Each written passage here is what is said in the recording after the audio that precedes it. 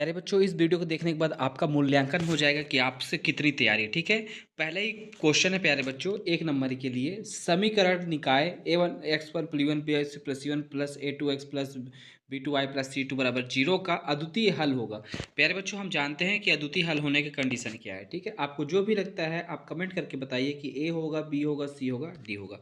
Next question की बात करें, क्वेश्चन नंबर दूसरे में। ठीक है, बहुपद 2x³ plus 3x² plus 4x plus 5 में शून्यांकों की अधिकतम संख्या। प्यारे बच्चों, जो चर होता है उसकी जो अधिकतम घात होती है वही उसका शून्यांक है। ठीक है, तो सबको पता है इसके शून्यांक क्या है, बताने की जरूरत नहीं है। तो प्यारे बच्चों, आप कमेंट करके बताइए।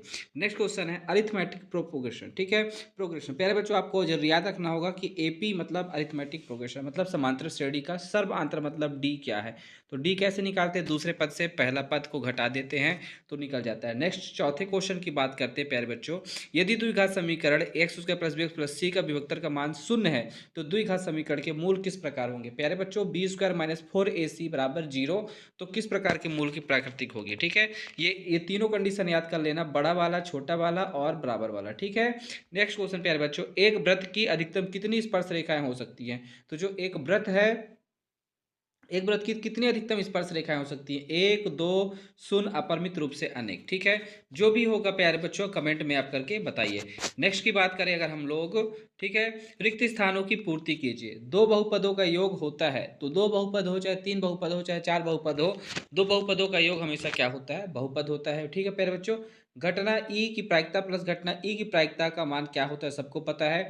किसी द्विघात समीकरण के अधिकतम से अधिकतम कितने मूल हो सकते हैं, नाम से पता चल रहा है द्विघात समीकरण मतलब उतने मूल होते हैं। ठीक है, केंद्रीय प्रवृत्ति के तीनों मापकों का संबंध थ्री माध्यक बराबर क्या प्यारे बच्चे होता है, प्लस माध्यक फार्मूला आप जरूर याद कर लीजिए, जिसका माध्यक के साथ बहुलक के साथ माध्य का कनेक्शन होता है।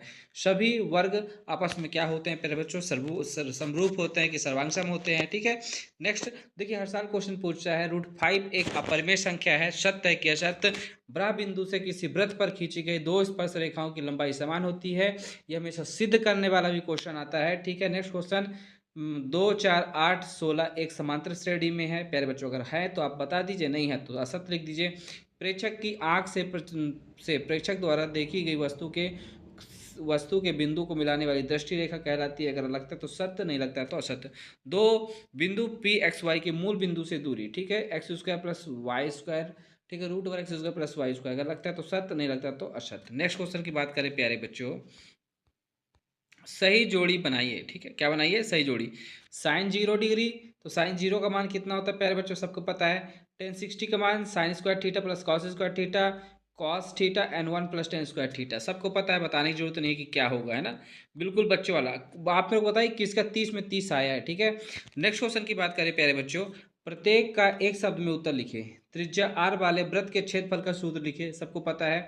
यदि x प्लस वाई बराबर 5, एक्स बराबर 1, तो y का मान क्या है आप, ठीक है, x प्लस वाई बराबर 5 में x बराबर 1 रख दीजिएगा तो y का मान कितना आ जाएगा प्यारे बच्चों, सबको पता है। गोले का आयतन का सूत्र, ठीक है, गोले अर्धगोले का आयतन का सूत्र याद कर लीजिएगा। वर्गीकृत आंकड़ों के लिए बहुलक का सूत्र लिखिए प्यारे बच्चों।